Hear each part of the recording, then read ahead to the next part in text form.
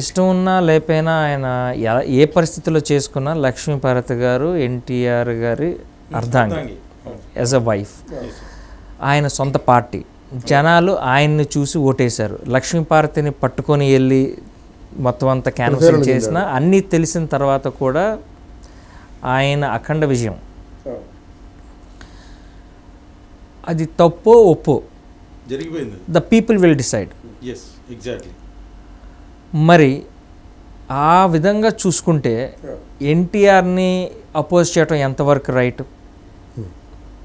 అందరూ విన్ అయిన ఆల్మోస్ట్ అందరు కాకపోయినా ఎన్టీఆర్ బొమ్మ చూసే విన్ అయ్యారు. అన్న వదిన అన్నారు. లక్ష్మీపార్వతి గారు తర్వాత ఇలా మారిపోయారని చెప్పడం కూడా అది పీపుల్ దాకా వెళ్ళాలి కదా. వీళ్ళే మధ్యలో డిసైడ్ చేస్తే అది ఎంతవరకు రైట్ అంటారు మీరు?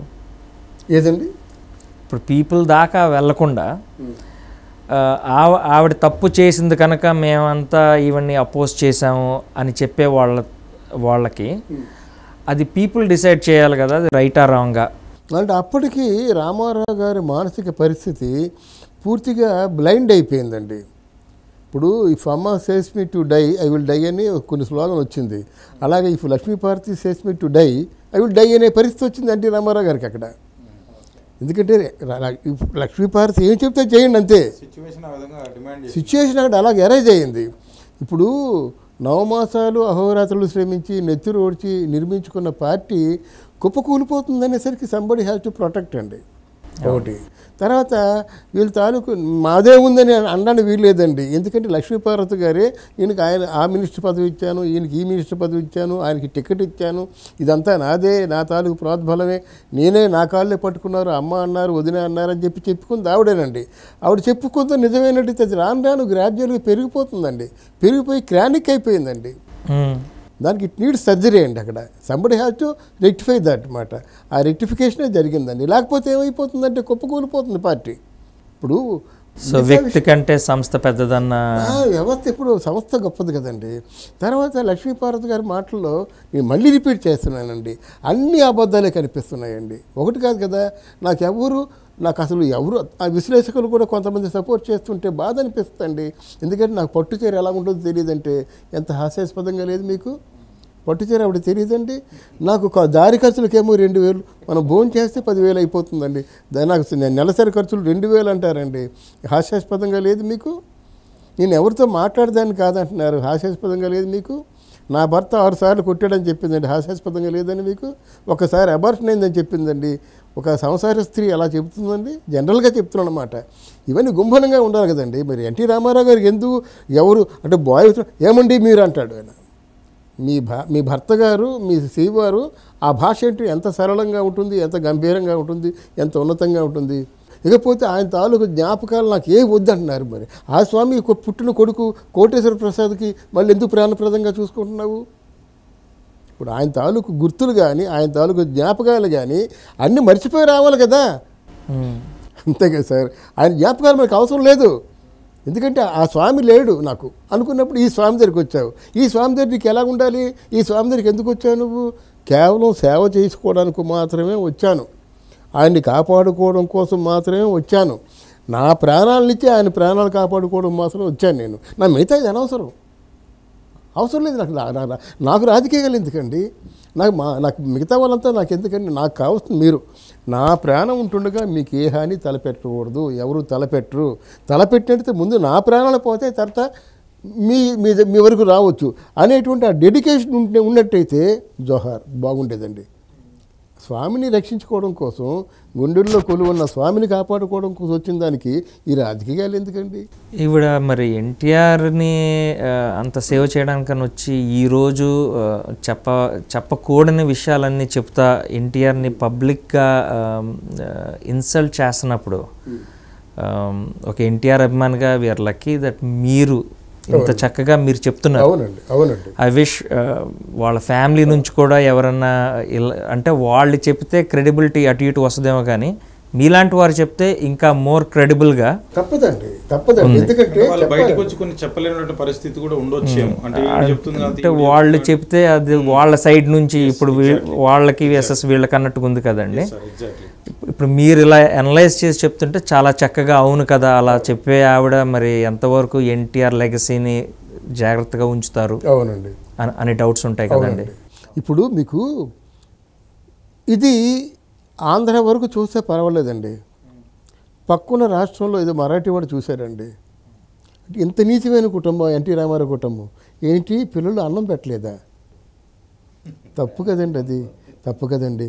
మనం ప్రాణప్రదంగా ప్రేమించినటువంటి వాడు అన్నమో రామచంద్రాన్ని అలపటిస్తున్నాడు అని చెప్పడం మనకి తలవంపులు కాదు. మీ జెండాని మీరు గౌరవించరు, మీ జాతి సంపదను మీరు గౌరవించుకోరు. NT Rama Rao is not of own Lakshmi Parvathi NTR family అండి, ఈజ్ ఆఫ్ ఎంటైర్ యూనివర్స్ అన్నమాట అండి. ప్రపంచంలో ప్రతి తెలుగువాడు సొంతం. అవును, రామారావు మావాడు అని సగర్వంగా గుండె మీద చేసుకొని చెప్పే తెలుగువాడికి ఒక్కసారి తలదించుకునే పరిస్థితి రాలేదండి. అవునండి, అది అవసరం అండి మనకి.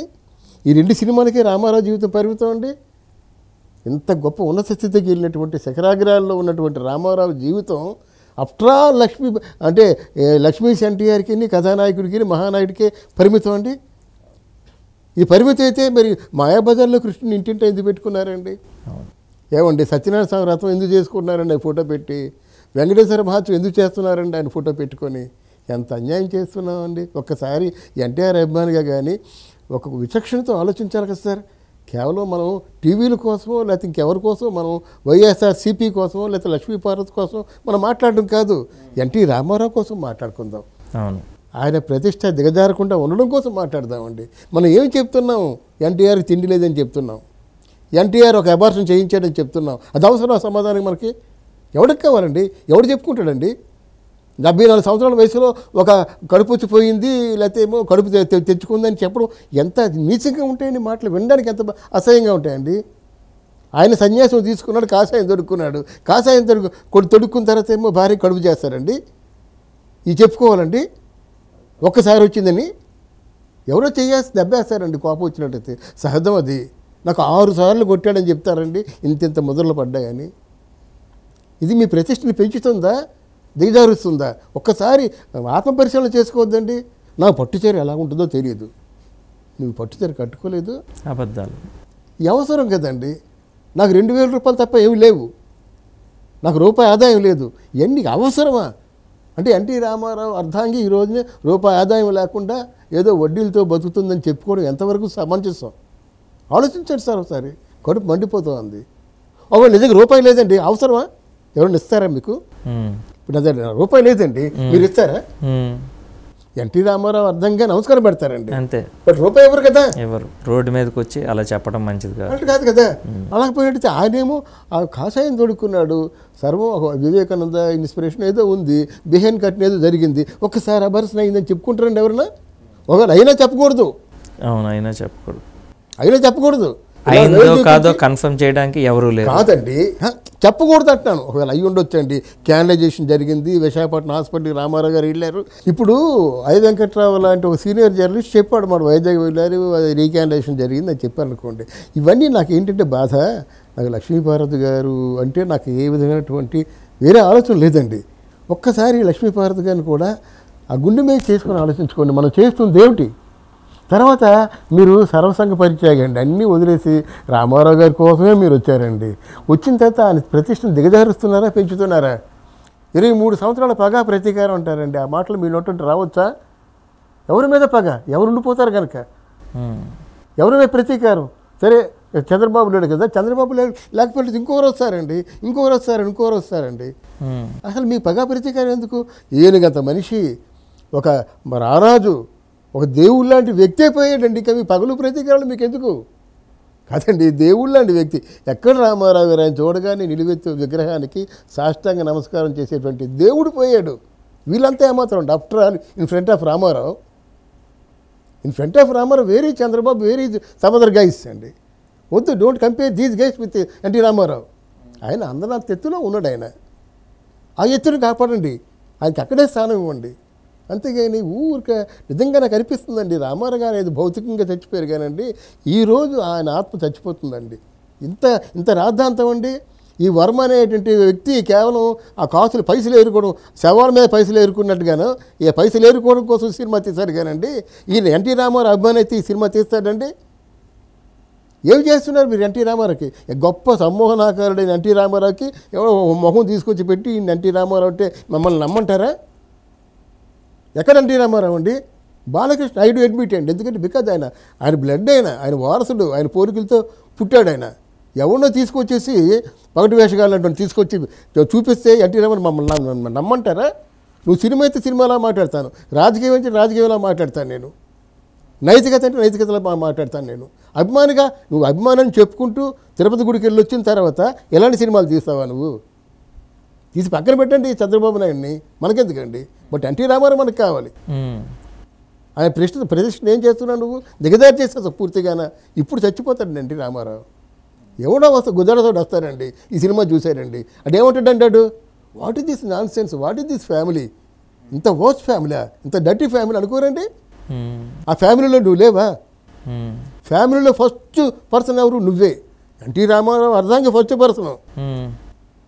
ఫస్ట్ నువ్వు ఎఫెక్ట్ అవుతావు అన్నమాట. ఎన్టీ రామారావు అర్ధాంగిగా ఉండి ఈ ఫ్యామిలీ తాలూకు పరువు ప్రతిష్ట అంతా, నా కుటుంబం అంటున్నావు కదా, నా భర్త అంటున్నావు కదా, నా ప్రతిష్ట అంటున్నావు కదా, నీ ప్రతిష్ట అంటే ఎన్టీ రామారావు ప్రతిష్ట కాదు అది. ఎందుకు ఎంత అంటే చెలవలు పొలవలు తీసేసి పందిరి పీకి పందిరేయడం అంటే ఇలాగ ఉంటుంది కదండి. అంటే కొంచెం ఆత్మీయులుగా కొంచెం మనసు బాధ అనిపిస్తుందండి. ఈ అవసరమా? ఈ వర్మ తాలూకా ఎంత ఆత్మవంతం అవసరం అండి. వర్మకి డబ్బులు కావాలంటే ఎన్టీ రామారావు గురించి ఎందుకు చేయాలి? నువ్వు చేస్తే చెయ్యు, ఆయన చరిత్రను నేర్చి ప్రొజెక్ట్ చేయు, జాతి గర్వించేలా ప్రొజెక్ట్ చేయు, ప్రపంచం గర్వించేలా ప్రొజెక్ట్ చేయు. నీకు తెలియకపోతే కొంతమంది తెలిసిన వాళ్ళు అడుగు. ఒక యాంగిల్లోంచి కాదు, ఏదో క్యాసెట్ వినేసి సినిమా చేయడం కాదండి. Just go deep into the skin అండి. వెళ్ళాలి, ఊరూరులో తిరగండి, జనాల్ని పరిశోధన చేయండి, ఉన్న వాస్తవాలు తెలుసుకోండి. ఏది వాస్తవం అయి ఉంటుందో మీ మూడో నేతలు తెరిచి చూడండి వాస్తవాల్ని. చూసిన తర్వాత సినిమా చేయండి, నా భూతో నా భవిష్యత్తులో సినిమా చేయండి. హ్యాట్స్ ఆఫ్ అంటాం. What is this non sense అండి. ఇప్పుడు బాలకృష్ణ తాల సినిమా తీసి పక్కన పెట్టేద్దామండి. అయ్యో కొన్ని గెటప్లు వేద్దాం కూడా గెటప్లు వేసాడు. ఏదో వాళ్ళ అమ్మకే నాన్నకున్న అన్యోన్యంగా ఉన్నటువంటి వాళ్ళ ప్రేమానురాగాలు ప్రొజెక్ట్ చేశాడు. నువ్వు అలా కాదు, లక్ష్మీష్ ఎన్టీఆర్ అన్నా నువ్వు. ఎందుకు ఇంత రాద్ధాంతం చేయడం? లేకపోతే 30 లక్షల వ్యూస్ వచ్చాయని చెప్తున్నారండి. ఎవరికి కావాలండి 30 లక్షల వ్యూస్? లక్ష్మీపార్వతి ఉపన్యాసం చెప్పినట్టే లక్షల జనాలు వచ్చారండి, 10 ఓట్లు రాలేదండి. సో మనం కంపేర్ చేసుకోవద్దు. అంతా ఎమిచ్యూర్గా జనాలు పిచ్చోళ్ళు చేయొద్దు అంటున్నాను నేను. ఇప్పుడు ఎన్టీ రామారావు గారు చనిపోయినప్పుడు ఎలక్షన్స్ వెళ్ళినప్పుడు ఉపన్యాసాలు బ్రహ్మాండంగా వచ్చారు, తరలు వచ్చారు జనాలు, బళ్ళు కట్టుకొని వచ్చారన్నమాట అండి. ఎన్ని ఓట్లు పడ్డాయి మీకు? ఎందుకు డిపాజిట్లు రాలేదు? ఎందుకు ఒకరు గెలవలేకపోయారు? సో ఎన్ని చరిత్ర చెప్పిన సాక్ష్యాలు మనకు ఉన్నాయి. ఉన్నప్పుడు కూడా ఆత్మవంచన చేసుకుంటూ బాధగా ఉంటుందండి వింటే. ఇప్పుడు మాలాంటి సీనియర్ జర్నలిస్ట్ ఉన్నారంటే వాస్తవాలు చెప్పాలండి. ఆవిడకు చేయలేదని నేనే సర్టిఫికేట్ ఇస్తాను, ఆవిడ దగ్గర 10 రూపాయలు లేవని నేనే సర్టిఫికేట్ ఇస్తాను, ఆవిడ మందులు లేవని నేనే సర్టిఫికేట్ ఇస్తాను. జర్నలిస్టులు దానికోసం ఉన్నారండి? అవసరం అండి? అవసరం లేదు కదండి. ఇప్పుడు అంటే నన్ను కొట్టాడు మొర్రో నాడంటే ఆయన కొట్టలేదని నేను సర్టిఫికేట్ ఇస్తాను. పెళ్ళం కొట్టానని చెప్తుంది ఎన్టీ రామారావు అర్థంగి, లేదు కొట్టలేదు, నాకు తెలిసి నీకు తెలిసా కొడతాడా? అదేనండి, బాబు గారు అన్యాయం చేశారు, ఏది అన్యాయం చేశారు? బాబు గారు చేయొచ్చండి, అర్థంగా అన్యాయం చేయకూడదు కదా అంటున్నాను నేను. బాబు గారు ఒక తిట్టారండి, అదే తిట్టిని అర్థంగి రిపీట్ చేయకూడదు. బాబు గారు ఇలా తిట్టారని చెప్పకూడదు. తిట్టాడంటే అది నీ కుసంస్కారం. బాబు నీ తాలూకు సంస్కారం అంతేనయ్యా, నీ విద్యకు వదిలేస్తున్నానంటే నువ్వు అక్కడ ఉంటావు అన్నమాట. బాబు గారు మిమ్మల్ని ఇంత దరిద్రంగా తిట్టారంటే ఆ తిట్టి నువ్వెందుకు రిపీట్ చేయాలంటున్నాను నేను. ఇకపోతే నేను చెప్పింది సీనియర్ జర్నలిస్టులు అనుకున్న కొంతమంది వయసు మళ్ళిన వాళ్ళు ఏం చేయాలంటే, మనం సర్టిఫికేట్ ఇవ్వకూడదండి. మనమే సర్టిఫికేట్ ఇవ్వకూడదు. ఒక సీనియర్ జర్నలిస్ట్ ఉన్నాడు, ఈవిడేమో నన్ను 6 సార్లు కొట్టాడని వేలు చూపిస్తుంది.